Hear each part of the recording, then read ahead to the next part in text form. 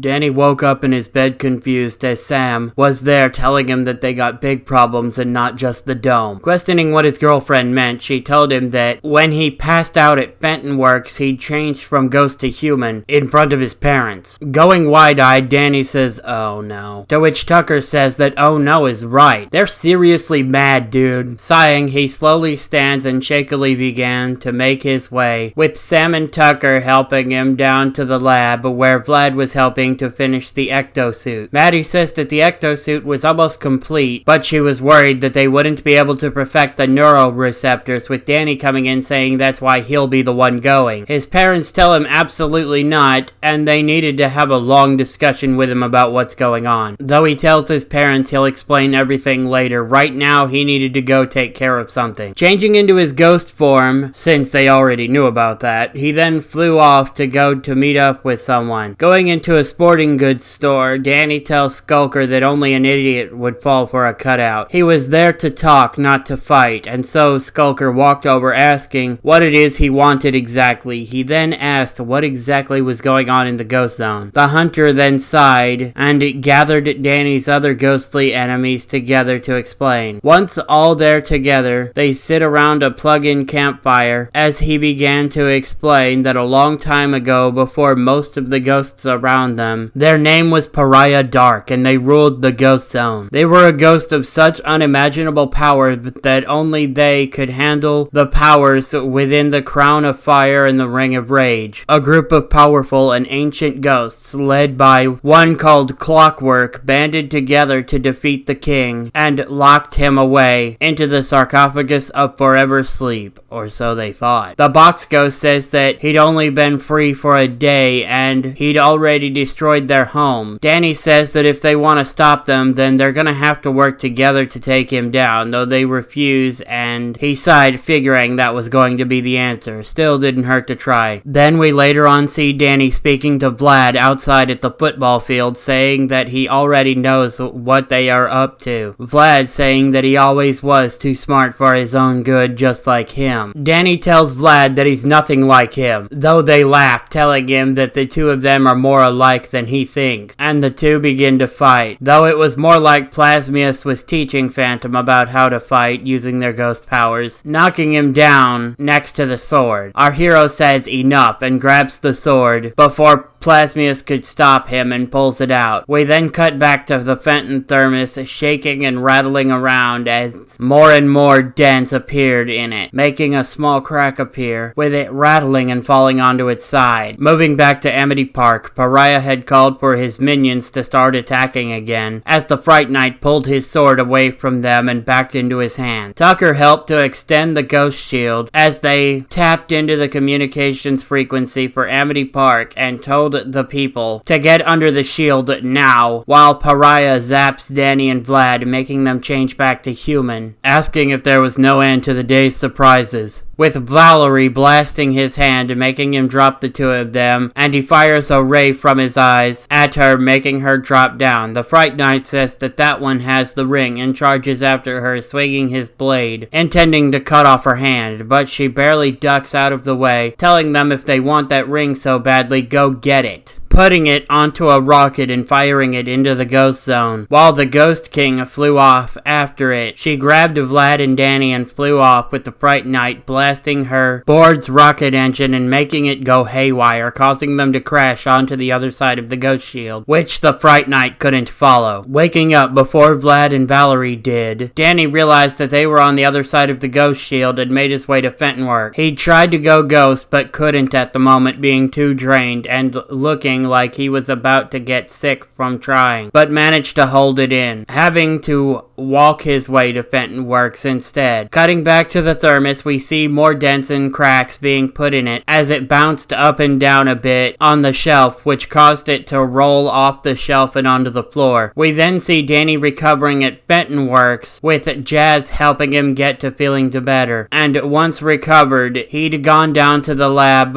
where they had just finished a Fenton ectosuit, with Jack saying that he was gonna be the one to use it. Danny tells them no they won't, because because he'll be the one to use it. His parents both object to this, but Danny stays strong, telling them he's got the best chance and they can't stop him, with his eyes flashing green, telling them that with or without the ectoskeleton, he was going to fight the Ghost King. Jazz agrees with Danny, saying that he's been saving them from ghosts constantly, and it's sorta his job as a plumber too. Seeing that they weren't going to talk him out of it, they sigh and gave up, telling him to be careful. Sam kissing Danny, telling him that he better come back, and he tells her that she can count on it before kissing her back. They then get the ectosuit outside, though Maddie says that she doesn't like the idea of Danny going alone all by himself. Smiling, our half-ghost tells his mom not to worry. He may be going by himself, but he won't be alone. Confusing her as he got into the suit and began to power it up, activating the receptors and everything. Once it was powered up, Danny changed into his ghost form and fed his powers into the suit, making it mimic his costume design, as he asked his dad to drop the ghost shield as he's headed out, and with a nod they let him fly off, Maddie saying their son the ghost boy going to save everyone from the Ghost King. Danny decides to make a little stop and flew off towards Clockwork's lair, remembering what Skulker told them about how Clockwork led the ancient ghosts against Pariah. We then cut to Clockwork asking what exactly kept them, and Danny asked why he didn't lead the charge against the Ghost King again, though Clockwork says that it's not his time anymore to be the one doing the fighting against Pariah. It's Danny's turn to be the hero. Sighing, he figured that. We cut to the Fenton thermos cracking more and more until a deep gash appeared in it, and the device rolled out to Danny's feet before breaking apart, with Dark Danny appearing, saying that he was free, to which Danny slams his fist into his future self's face, knocking them into a wall. He then tells them that this is the deal. They are going to help him defeat the Ghost King Pariah Dark.